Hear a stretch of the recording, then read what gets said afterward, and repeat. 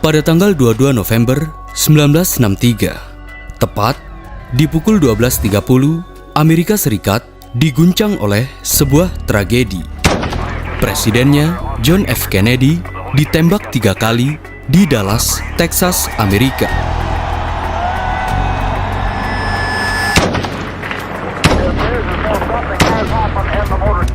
From Dallas, Texas, the flash, apparently official, President Kennedy died at 1 p.m. Central Standard Time. 2 tahun setelah kematian Kennedy, Indonesia juga terguncang oleh sebuah tragedi, G30S.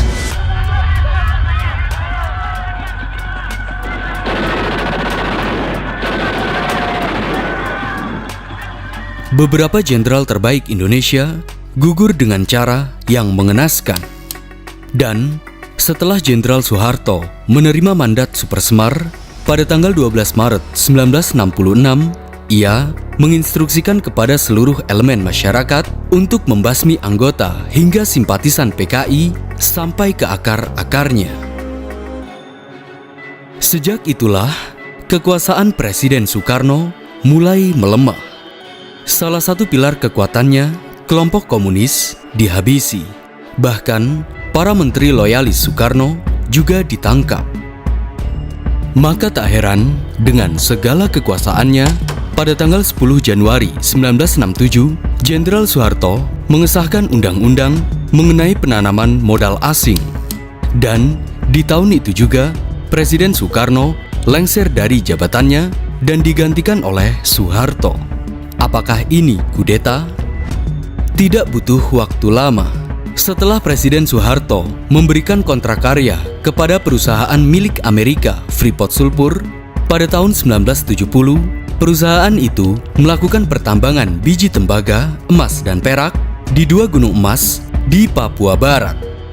Orang Amerika Selatan dulunya menyebutnya sebagai El Dorado atau wilayah dengan hamparan emas yang menggiurkan. Ternyata, undang-undang itu untuk perusahaan yang mengeruk kekayaan alam Papua. Bahkan hingga kini.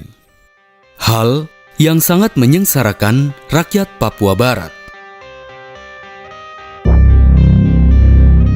Dari semua peristiwa itu, mulai dari penembakan Presiden Kennedy, kudeta Presiden Soekarno, hingga penambangan gunung emas di Papua, jika kita lihat, semuanya mungkin saling berkaitan satu sama lain. Atau dengan kata lain, adanya efek domino demi satu tujuan, yakni untuk menguasai bumi Papua guna dikeruk kekayaannya. Lantas, siapakah yang melakukan semua itu? Beberapa pihak tertuju pada satu tokoh, Allen Wells Dulles, mantan direktur CIA. Memang ini adalah teori liar, konspirasi, namun semua peristiwa itu pada faktanya benar-benar terjadi. Lantas, siapakah Allen Dulles sebenarnya? Apakah Dulles ada hubungannya terkait semua peristiwa itu? Mengapa Kennedy dan Soekarno? Dan mengapa kekayaan alam bumi Papua dirampas? Video ini adalah episode terakhir mengenai sejarah Papua, termasuk mengenai El Dorado, kekayaan bumi Papua yang menjadi incaran berbagai pihak.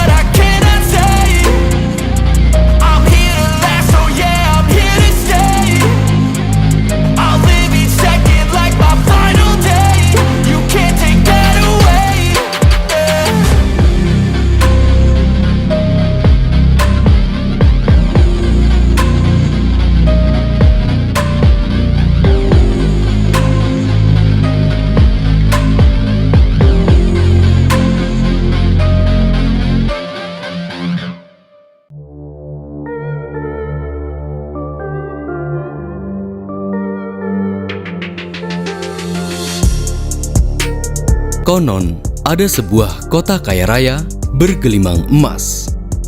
Bahkan, tubuh rajanya pun juga bergelimangan emas.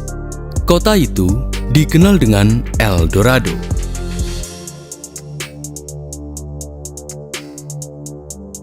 Banyak orang Eropa mempercayai bahwa El Dorado tersebut terletak di Amerika Selatan. Namun, setelah sekian lama dilakukan perburuan serta petualangan untuk mencari harta karun itu, El Dorado juga tak kunjung ditemukan. Alhasil, El Dorado hanya dikenang sebagai mitos dari sebuah kota emas yang hilang. Mitos ini sengaja dibuat untuk menutupi kenyataan sebenarnya. Pada kenyataannya, kota kaya raya itu terletak di wilayah Indonesia Timur, yakni di Papua Barat, wilayah yang kaya akan sumber daya alamnya. Lantas, siapakah yang menemukan El Dorado itu? Kisah penemuan El Dorado sudah terukir sejak abad ke-16. Alkisah. Pada tanggal 16 Februari 1623, seorang pelaut asal Belanda, Johan Cartens, melakukan ekspedisi ke Pegunungan Tengah Papua. Sesampainya di sana, ia terheran-heran mengapa ada tumpukan salju di daerah tropis yang dekat Khatulistiwa.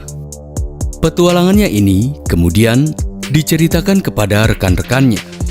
Namun, tidak ada satupun yang mempercayainya. Namun, di tahun 1909, seorang penjelajah Belanda, Hendrikus Albertus Lorenz, membentuk tim ekspedisi untuk membuktikan kebenaran catatan Cartens. Dan benar saja, ketika ia sampai di Pegunungan Tengah Papua, mereka melihat tumpukan salju. Namun, mereka belum menyadari bahwa terdapat harta karun yang melimpah di sana. Sejak itulah, puncak yang dikunjungi Cartens ini dikenal dengan Puncak Cartens.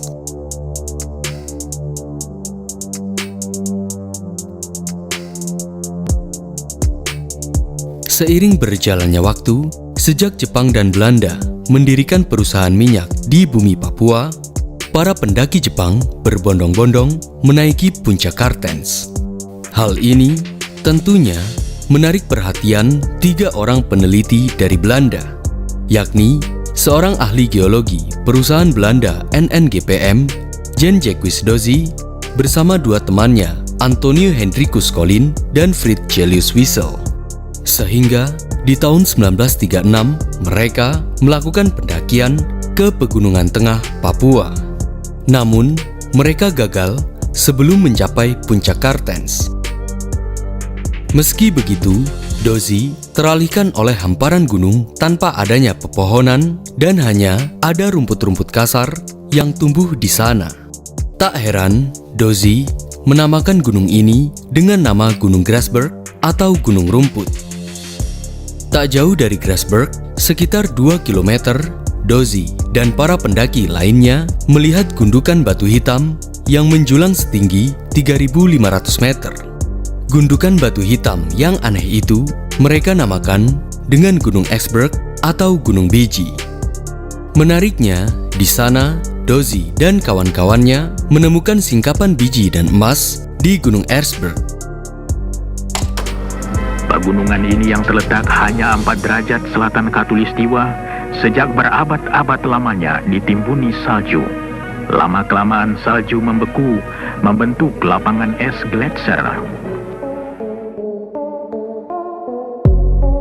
Saat dianalisa pemerintah Belanda, Gunung Esberg bisa dikatakan akan menjadi tambang terbesar yang memiliki keuntungan 2 kali lipat daripada di Afrika Selatan. Temuan Dozy dan kawan-kawannya di Puncak Cartens ini kemudian diterbitkan dalam jurnal Leiden terbitan tahun 1939 dengan judul Geological Result of the Cartens Expedition 1936. Namun, informasi mengenai penemuan El Dorado itu sengaja tidak dipublikasikan. karena akan mengancam kedaulatan kolonialisme Belanda di bumi Papua. Dan memang, kala itu, temuan Dozy dan timnya belum mendapatkan perhatian khusus dari pemerintah Belanda karena adanya Perang Dunia Kedua yang sedang berkecamuk. Barulah setelah selesainya Perang Dunia, catatan Dozy ini menarik perhatian perusahaan tambang Amerika, yakni Freeport Sulphur. Pada tahun 1959, seorang petinggi perusahaan Belanda, S. Borneo Company, Jan van Gurissen, tertarik untuk mendalami catatan Dozy mengenai El Dorado. Di tahun itu juga, ia menyerahkannya kepada manajer eksplorasi Freeport, Forbes Wilson. Mendengar mengenai El Dorado temuan Dozy ini, Forbes Wilson sangat tertarik. Dan pada tahun 1960, Forbes Wilson segera membentuk tim ekspedisi untuk menuju dataran tinggi di Papua. Bukan tanpa alasan, catatan penemuan El Dorado ini akan menjadi angin segar bagi perusahaan Freeport Sulphur, yang mana perusahaan Amerika itu kehilangan harta karunnya di Kuba akibat nasionalisasi Fidel Castro yang terjadi pada tahun 1960. Setibanya di sana, Forbes Wilson bersama rekannya takjub akan pemandangan dua gunung yang menjulang, terutama di Gunung Erzberg. Di sana, pada ketinggian 2000 meter, mereka tampak melihat penampakan hamparan biji tembaga. Bahkan, mereka juga dikejutkan dengan adanya emas dan perak di dalamnya. Forbes Wilson memperkirakan bahwa Gunung Erzberg ini mengandung 33 juta ton biji besi dan 2,5% kadar tembaga. Penjelajahan pertama Freeport dalam wilayah ini terjadi tatkala Forbes Wilson memimpin sebuah ekspedisi ke Pegunungan Jayawijaya.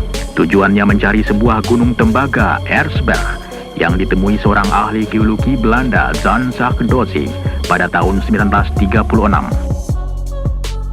Cukup bisa dikatakan, cadangan biji terbesar di dunia kala itu berada di Gunung Erzberg.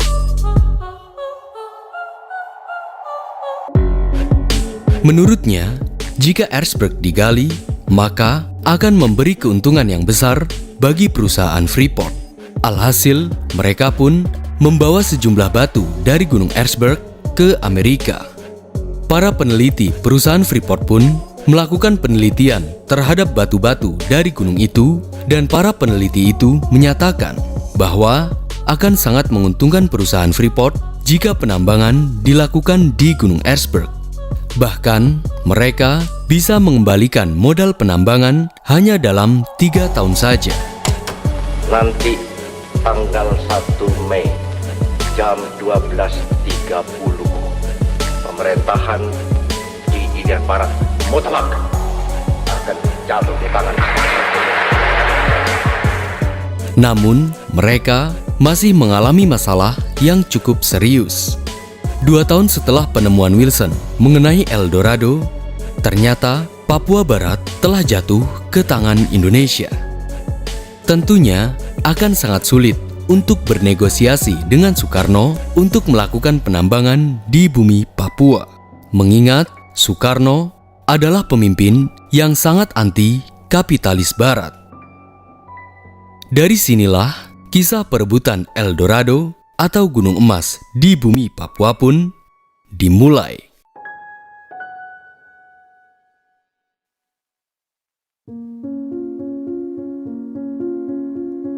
Di sini kita akan melihat dua tokoh besar yang memandang Indonesia dengan pandangan yang berbeda. Pertama, Presiden Amerika John F. Kennedy.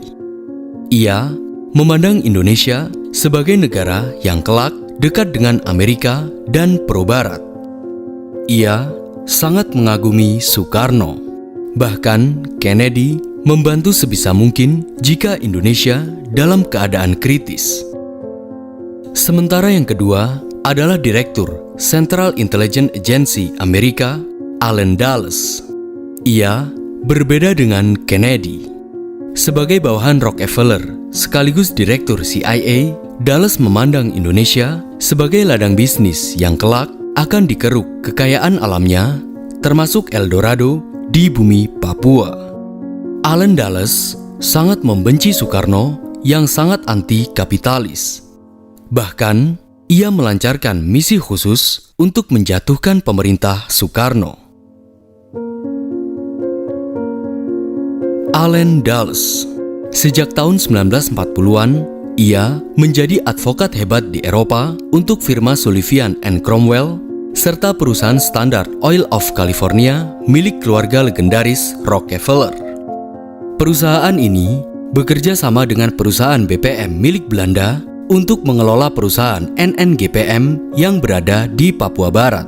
Selain sebagai advokat, selama belasan tahun, peran Dulles di sini adalah mengendalikan 60% saham Standard Oil milik Rockefeller di NNGPM.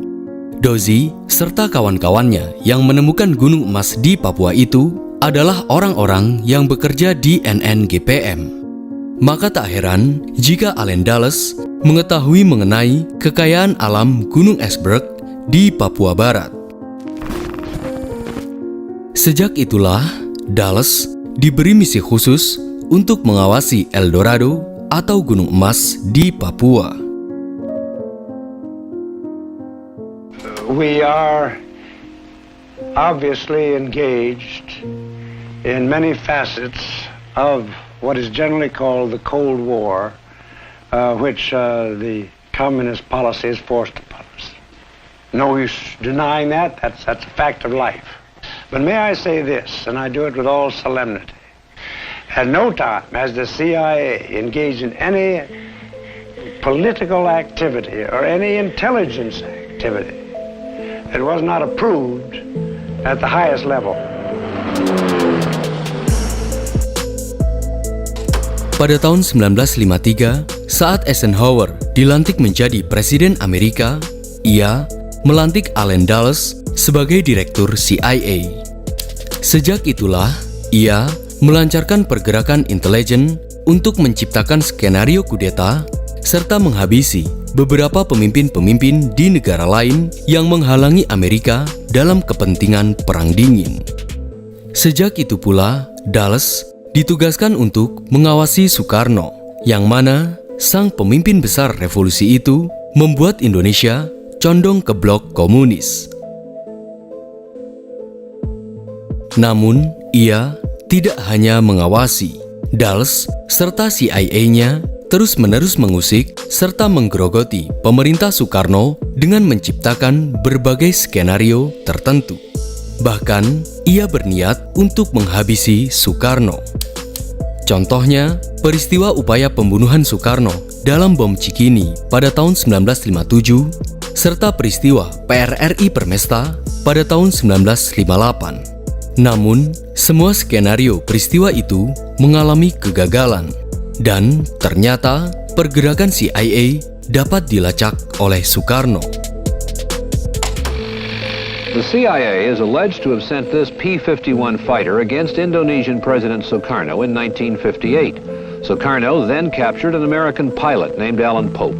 Pope had been flying a B-26 bomber for anti-Sukarno rebels while working for the CIA.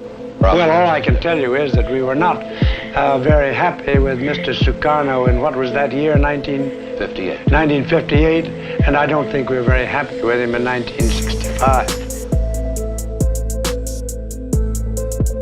Perjalanan Dulles masih panjang. Namun, sejak John F. Kennedy dilantik menjadi Presiden Amerika, apakah Dulles bergerak dengan leluasa atau justru Kennedy menjadi penghalang misinya? Dan apa hubungan Soekarno dengan Kennedy?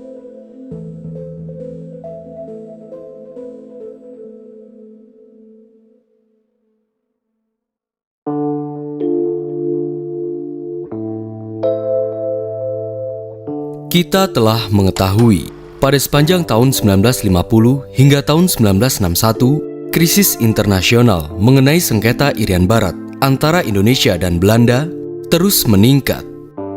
Lebih-lebih setelah Presiden Soekarno mengumumkan operasi Trikora terhadap Belanda.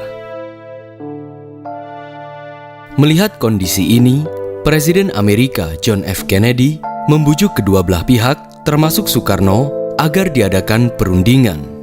Bukan tanpa alasan.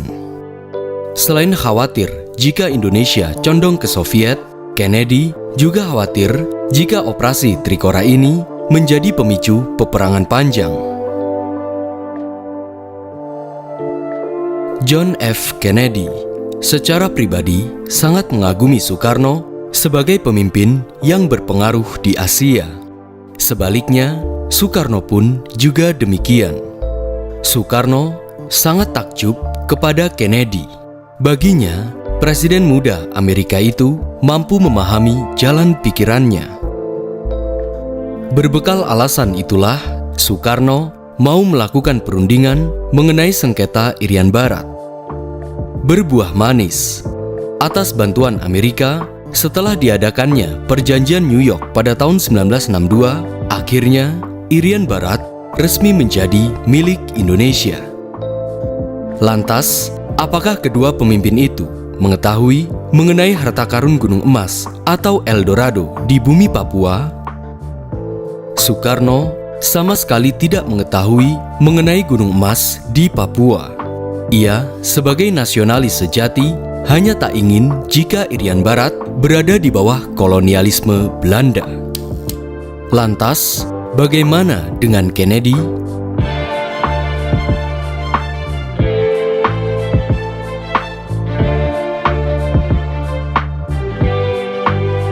John F. Kennedy pun demikian. Ia sama sekali tidak mengetahui mengenai El Dorado. Alasan ia membantu Indonesia dalam Irian Barat, selain dalam masalah Perang Dingin, Kennedy juga ingin memperhatikan kelangkaan minyak di Papua.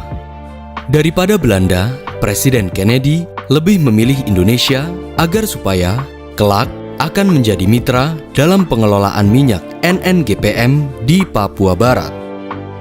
Bahkan, orang-orang Committed to Strengthen the Security of the Free World yang di dalamnya terdapat perwakilan perusahaan Freeport Sulphur sengaja tidak memberitahu mengenai El Dorado dan justru mendukung upaya Kennedy untuk mengusir Belanda dari Papua Barat. Satu lagi, bagaimana dengan Dulles? Kita telah mengetahui Allen Dulles adalah orang penting di perusahaan Standard Oil of California milik Rockefeller dan NNGPM milik Belanda. Otomatis, ia mengetahui dengan persis seperti apa El Dorado itu, dan justru Dulles serta CIA-nya melakukan misi khusus untuk mengawasi gunung emas itu dan juga termasuk Soekarno. Bagaimanapun, ia melihat Soekarno sebagai penghalang yang serius. Maka tak heran, setelah Dulles dilantik oleh Kennedy sebagai direktur CIA untuk yang kedua kalinya, ia terus-menerus menasehati Kennedy agar tidak mendekati Soekarno dan tidak mencampuri urusan Irian Barat. Namun, hal itu tidak dihiraukan oleh Kennedy. Bahkan, pada bulan November 1961, Presiden Kennedy memecat Allen Dulles sebagai direktur CIA dengan hormat. Remarks of the President upon the retirement of Mr. Allen Dulles as CIA Director. Mr. Dulles has fulfilled the responsibilities of his office with unswerving purpose and high dedication. His 10 years of service in the Central Intelligence Agency have been the climax of a lifetime of unprecedented and devoted public service. To present the United States of America to all to see these President's greetings, this is to certify that the President of the United States of America has awarded the National Security Medal to Allen W. Dulles for outstanding contribution to the national intelligence effort. November 1961. Meski begitu, Dulles tidak menyerah. Ia masih terus melanjutkan misi proyek Jakarta untuk meruntuhkan rezim Soekarno. Meski Dulles tidak lagi menjabat sebagai direktur CIA, namun ia masih mempunyai kendali penuh di sana. Dari sinilah kita benar-benar telah mengetahui, memandang Soekarno, keduanya memiliki strategi yang berbeda. Dulles mengincar kepala Soekarno agar bisa melewati akses ke Papua Barat dalam proyek Jakartanya. Sementara strategi Kennedy untuk Indonesia adalah untuk mempertahankan kepemimpinan Soekarno.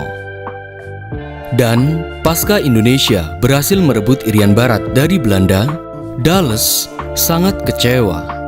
Tapi ia yakin sekali rintangan politik yang tersisa di Indonesia bisa diatasi, Freeport akan memiliki akses tanpa hambatan ke dalam konsesi pertambangan.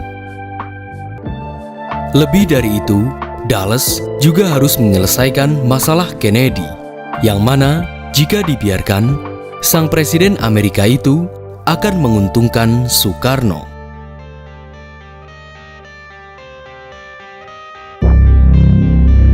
Pasca krisis Irian Barat, Presiden Kennedy menjanjikan bantuan dana sebesar 325 hingga 390 juta US dollar untuk mengembangkan ekonomi di Irian Barat dan Jakarta.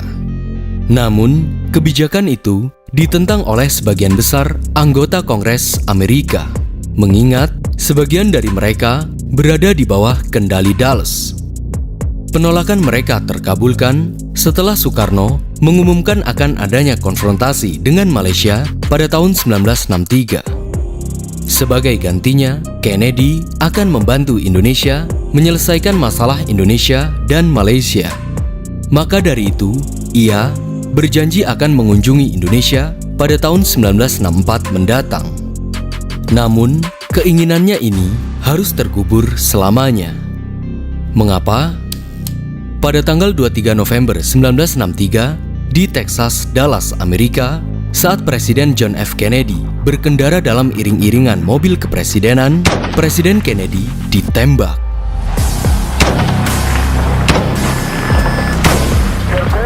Something has happened in the motorcade route. Something, I repeat, has happened in the motorcade route. Something has happened in the motorcade route. Stand by, please. Parkland Hospital, there has been a shooting. Parkland Hospital has been advised to stand by for a severe gunshot wound.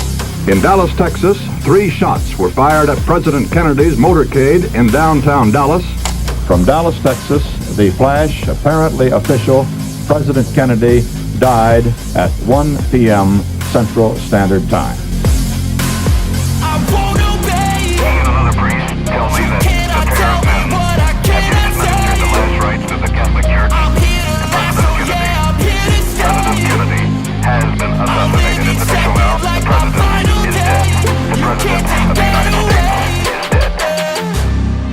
Tragedi penembakan Kennedy ini sungguh sangat mengguncang Soekarno. Padahal Presiden Soekarno sudah menyiapkan gedung tamu agung di Istana Merdeka untuk menyambut kedatangan tamu istimewa, Presiden John F. Kennedy. Sungguh sangat disayangkan, sang Presiden Amerika yang dinanti-nanti itu tak kunjung datang. Sejak itulah Soekarno mencurigai jika CIA lah dalang daripada penembakan itu. Dan sejak itu pula Soekarno semakin menjauhi blok barat. Lantas, apakah benar Dulles dan CIA-nya dalang dibalik penembakan Kennedy? Jikalau memang begitu, berarti satu penghalang telah diselesaikan oleh Dulles. Terlepas ada alasan lain daripada urusan Indonesia. Hanya tinggal satu lagi untuk memiliki akses ke El Dorado, yakni menjatuhkan Presiden Soekarno.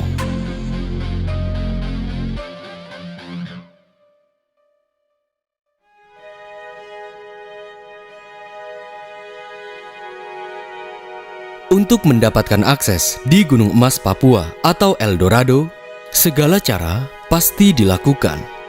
Terlebih, kala itu Indonesia sangat condong ke komunis. Lebih dari itu, ketegangan politik di Indonesia di masa demokrasi terpimpin semakin lama semakin meruncing. Terlebih, akibat adanya permusuhan hebat antara kelompok Angkatan Darat dan PKI. Padahal, keduanya merupakan pilar kekuasaan Presiden Soekarno.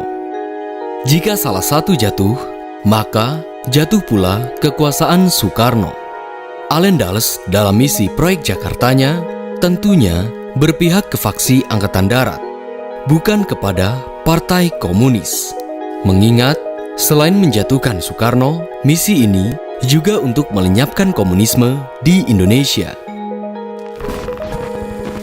Pada sepanjang tahun 1960-an, CIA mendekati para petinggi militer yang kontra PKI Soekarno guna dijadikan senjata jika waktunya sudah tiba. Menghadapi hal ini, pada tahun 1964, pimpinan PKI D.N. Aidit membentuk Biro Khusus PKI yang dipimpin oleh Syam Kamaruzaman. Disinilah permasalahan dimulai.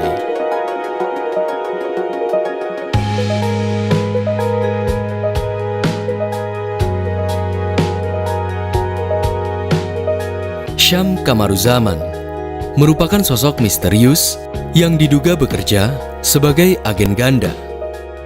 Memang, sebuah peran Syam dalam agen ganda ini merupakan teori liar. Namun, semuanya yang akan terjadi akan menjadi efek domino guna terciptanya suatu peristiwa terakhir. Nantinya, kita kenal dengan G30S. Contohnya, pertama, pada awal tahun 1965, Biro Khusus PKI menyebarkan isu mengenai adanya Dewan Jenderal yang berkolaborasi dengan CIA untuk mengkudeta Soekarno bila mana Soekarno sakit. Kedua, pada bulan Maret 1965, muncul juga isu mengenai dokumen Gilchrist. Dokumen itu berisi mengenai akan adanya kudeta rahasia yang dilancarkan oleh Inggris dan CIA. Jika kita lihat, kedua isu yang beredar ini seakan-akan membocorkan bahwa memang seperti itulah kondisinya. Namun, hal ini bertujuan lain. Terciptanya kedua isu itu sebenarnya bertujuan untuk membuat panik PKI. Isu Dewan Jenderal yang berhasil kita hembuskan harus terus kita sebarkan secara lebih gencar sampai masyarakat betul-betul yakin bahwa isu itu benar. Sekarang kita sedang memasuki tahap yang paling menentukan. Kontak seluruh perwira yang berpikiran maju yang mendukung kita. Segeralah menyusun kekuatan, kumpulkan semua anggota Biro Khusus baik pusat maupun daerah. Benar saja, D.N. Aidit menanggapi hal ini dengan serius. Sesuai rencana Syam, PKI mengalami guncangan hebat. PKI khawatir jika memang Dewan Jenderal akan melakukan kudeta, maka posisi PKI akan hancur. Sehingga PKI akan berniat untuk melancarkan serangan terlebih dahulu sebelum Dewan Jenderal mengkudeta Soekarno. Jadi Jawa adalah kunci. Sekali lagi, kondisi ini memberi angin besar bagi Dulles dan CIA-nya. Mereka tidak perlu ikut campur menjatuhkan komunis. Misi proyek Jakarta ini hanya menciptakan beberapa isu agar kelompok komunis khawatir terhadap posisinya. Hal inilah yang akan menjadi malapetaka sendiri bagi PKI. Benar saja, pada tanggal 30 September 1965 dini hari, terjadilah operasi Gerakan 30 September atau G30S. Akibatnya, beberapa jenderal terbaik Indonesia yang beberapa di antaranya dianggap sebagai Dewan Jenderal harus kehilangan nyawanya. Letnan Kolonel Untung menyelamatkan Presiden Soekarno dari kup Dewan Jenderal.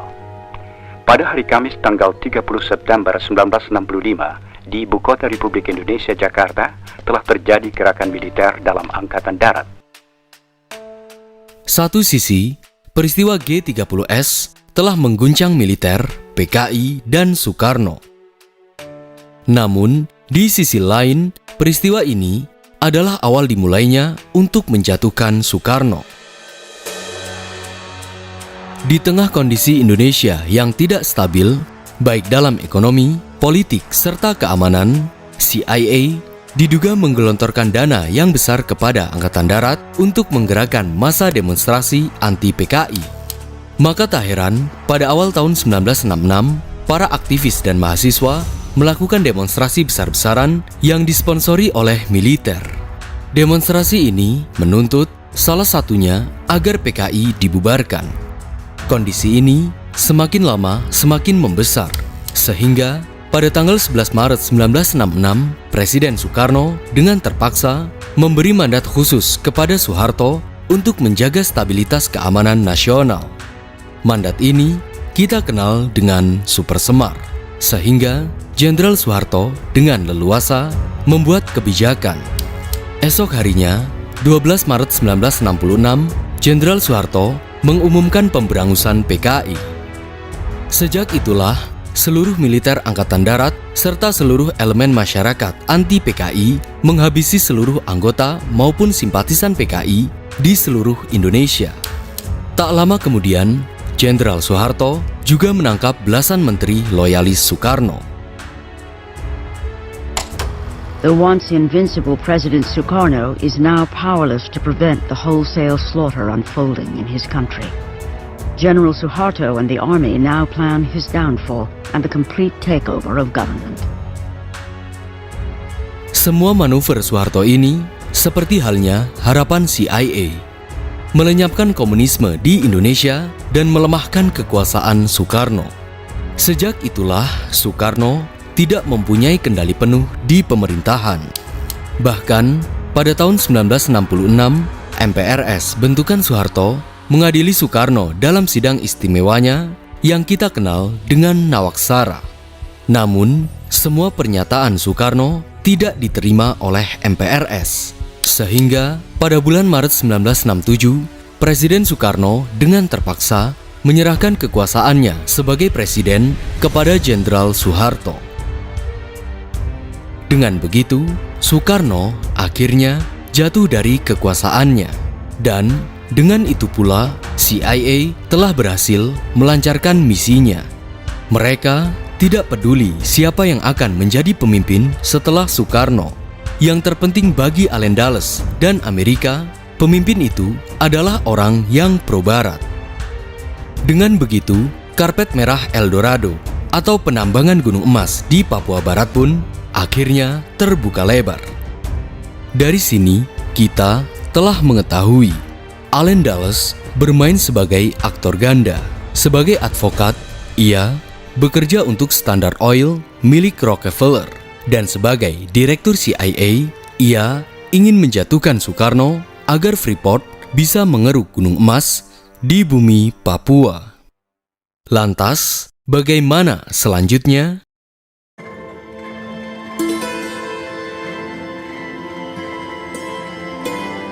Kita mundur sebentar, beberapa bulan sebelum Soekarno lengser. Sejak Jenderal Soeharto menjadi Ketua Presidium Kabinet atas mandat Super Semar, dengan alasan untuk memulihkan ekonomi Indonesia yang kala itu mengalami hyperinflasi hingga 600%, tanpa persetujuan Presiden Soekarno, Jenderal Soeharto mengeluarkan Undang-Undang Nomor 1 Tahun 1967 tentang penanaman modal asing yang disahkan pada tanggal 10 Januari 1967. Barulah 2 bulan setelah Jenderal Soeharto menjabat sebagai Presiden Indonesia, pada tanggal 7 April 1967, Presiden Soeharto memberi kontrak karya kepada perusahaan Amerika Freeport Sulphur untuk mengelola atau melakukan penambangan biji tembaga, emas dan perak di Gunung Grasberg dan Esberg di Mimika, Papua Barat. Dan pada tahun 1970, perusahaan itu secara resmi beroperasi. 2 tahun kemudian, 3 Maret 1973, Presiden Soeharto meresmikan tambang tembaga milik Freeport Sulphur Amerika. Ironisnya, perusahaan Freeport Sulphur hanya memberi jatah saham sebesar 8,5% dan royalti sebesar 1% kepada pemerintah Indonesia. Berdasarkan persetujuan pemerintah Indonesia, Freeport diizinkan mengadakan pengeboran percobaan. Pada tahun 1981, Gunung Biji Timur mulai menghasilkan biji tembaga yang berkadar tinggi. Endapan biji diperkirakan 33 juta ton. Freeport memutuskan melaksanakan pengelolaan proyek raksasa ini.